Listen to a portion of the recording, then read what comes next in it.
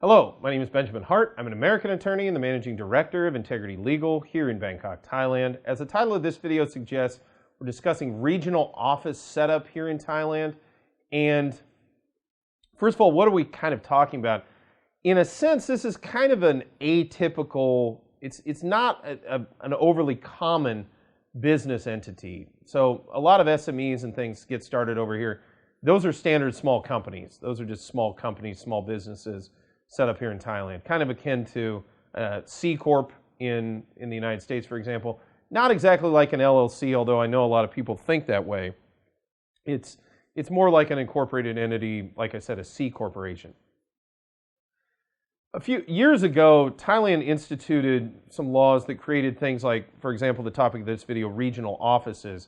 Regional offices, the legislation, the laws regarding them have kind of been in a state of flux for the past few years, but recent ministerial regulations have been handed down by the Ministry of Commerce, which have essentially resulted in the fact that certain regional offices, or regional offices generally, do not need foreign business licensure like they once did. So they're not operating under the Foreign Business Act and requiring a license as was once the case. Now, there's some serious pros and cons to this.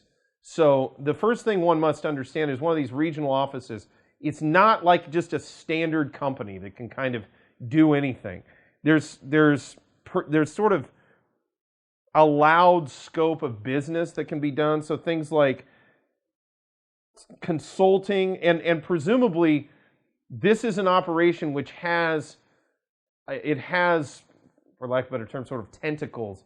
It has business interests elsewhere.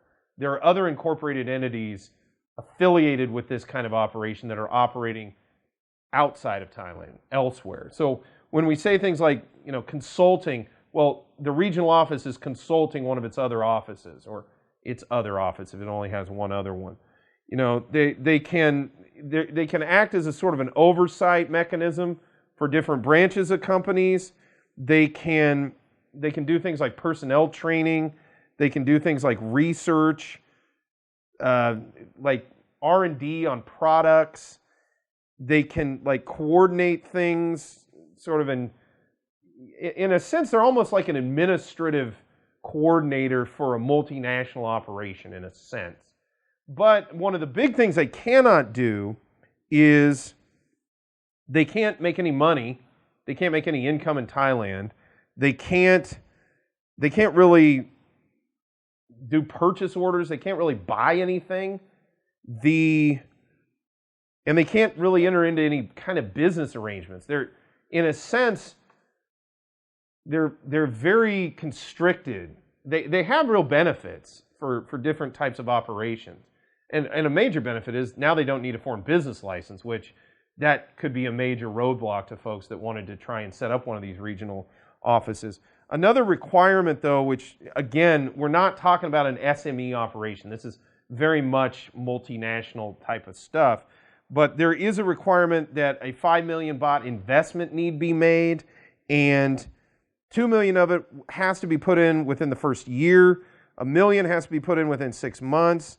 And then 1 million has to be transferred thereafter until, yearly thereafter, until you hit the 5 million mark. So regional operating offices, these regional offices can be useful to probably a relatively narrow subset of multinationals that may want to have a presence here in Thailand. And they can have some benefits, but it's definitely not an SME kind of thing. And I have had people that are kind of in an SME posture that have asked me about these kind of sort of entities, these sorts of setups, and quite frankly, doesn't really pertain to them. This is more for a multinational type of operation that is looking to have a presence here in the kingdom.